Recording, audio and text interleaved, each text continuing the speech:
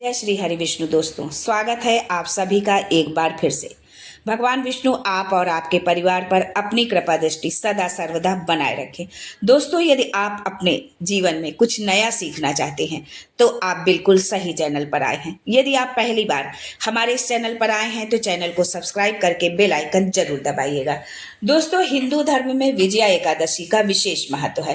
पंचांग के अनुसार हर साल विजया एकादशी का व्रत फाल्गुन मास के कृष्ण पक्ष की एकादशी को मनाया जाता है, जो इस साल 24 फरवरी को यानी कि आज है। शास्त्रों के अनुसार इस व्रत के प्रभाव से व्यक्ति को समस्त पापों से मुक्ति मिलती है और वो विजय श्री को प्राप्त करता है। साथ ही इस व्रत को करने से साधक को सांसारिक और आध्यात्मिक जीवन में सफलता मिलती है। तो आइए जानते हैं आज के इस वीडियो में कि इस दिन कौन सी व्रत कथा जो है पढ़ने से व्रत का पूर्ण फल प्राप्त होता है। जो बिना इस कथा के हमारा व्रत जो है पूर्ण नहीं होता है और ना ही उसका पूर्ण फल मिलता है। लेकिन आगे बढ़ने से पहले आपसे रिक्वेस्ट करती हूँ कि वीडियो को लाइक करिएगा, दोस्तों को शेयर कर दीजिएगा और अगर आपने अभी तक चैनल को सब्सक्राइब नहीं किया हुआ है तो चैनल को सब्सक्राइब करके बेल आइकन जरूर दबाइएगा। दोस्तों, एकादशियों का महात्म सुनने में अर्जुन को अपार हर्ष की अनुभूति हो रही थी। जया एकादशी की कथा का श्रवण रस पीने के बाद अर्जुन ने कहा, हे पुंडरीकाक्ष, फाल्गुन माह के कृष्ण पक्ष की एकादशी का क्या नाम है तथा उसके व्रत का क्या विधान है? कृपा करके मुझे उसके संबंध में भी विस्तार पूर्वक बताइए। श्री कृष्ण ने कहा, हे अर्जुन, फाल्गुन माह के कृष्ण पक्ष की एकादशी का नाम विजया है। इसके व्रत के प्रभाव से मनुष्य को विजय श्री मिलती है। इस विजया एकादशी के महात्म के श्रवण व पठन से सभी पापों का अंत होता है। यदि हम इस कथा को यदि पढ़ते हैं या सुनते हैं तो इससे जो है हमारे जीवन में जितने भी हमारे पाप हैं, हमारे बुरे कर्म हैं, उनसे हमको जो है निवृत्ति मिलती है। एक बार देवर्षि नारद ने जगत पिता ब्रह्मा जी से कहा, हे ब्रह्मा जी, आप मुझे फाल्गुन माह के कृष्ण पक्ष की विजया एकादशी का व्रत तथा उसकी विधि बताने की कृपा करें।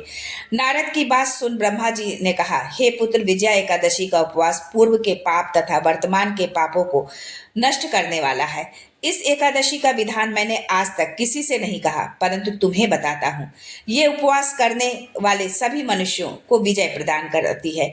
अब श्रद्धा पूर्वक कथा का श्रवण करो। श्री राम को जब 14 वर्ष का वनवास मिला तब वो भ्राता लक्ष्मण तथा माता सीता सहित पंचवटी में निवास करने लगे। उस समय महापापी रावण ने माता सीता का हरण कर लिया। इस दुखद घटना से श्री राम जी तथा लक्ष्मण जी अत्यंत दुखी हुए और सीता जी की खोज में वन वन भटकने लगे। जंगल जंगल घूमते हुए वे मरणासन जटायु के पास जा पहुंचे।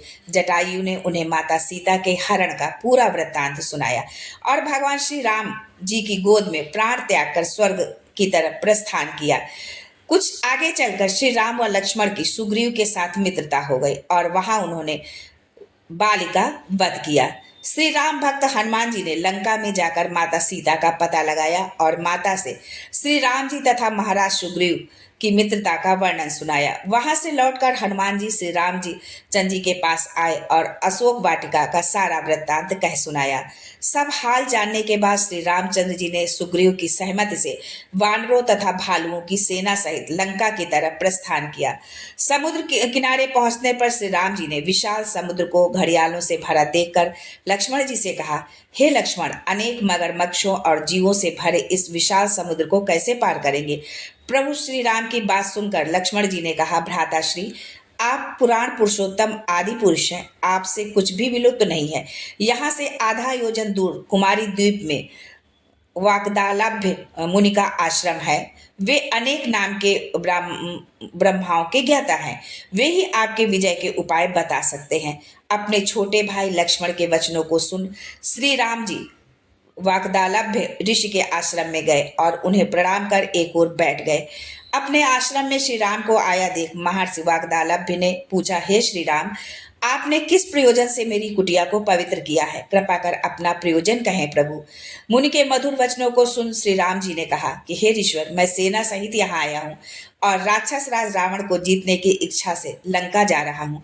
कृपा कर आप समुद्र को पार करने का कोई उपाय बताएं। आपके पास आने का मेरा यही प्रयोजन है। महर्षि वाग्दालभ्य ने कहा, हे राम, मैं आपको एक अति उत्तम व्रत बतलाता हूँ, जिसके करने से आपको विजय श्री अवश्य ही प्राप्त होगी। यह कैसा व्रत है मुनिश्रेष्ठ, जिसे करने से समस्त क्षेत्रों में विजय की प्राप्ति होती है?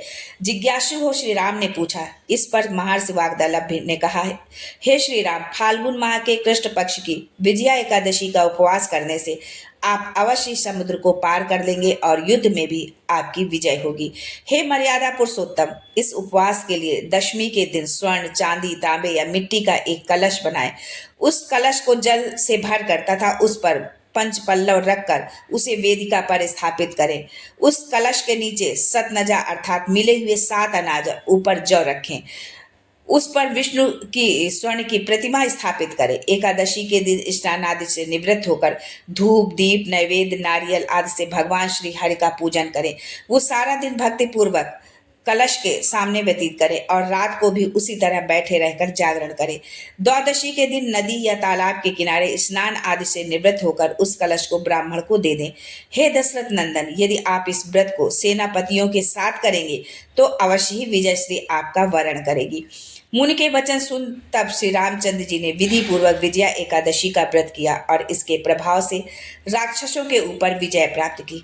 हे अर्जुन, जो मनुष्य इस व्रत को विधि विधान के साथ पूर्ण करेगा उसकी दोनों लोकों में विजय होगी। श्री ब्रह्मा जी ने नारद जी से कहा था, जो इस व्रत का महात्म्य श्रवण करता है या पढ़ता है उसे वाजपेय यज्ञ के फल की प्राप्ति होती है।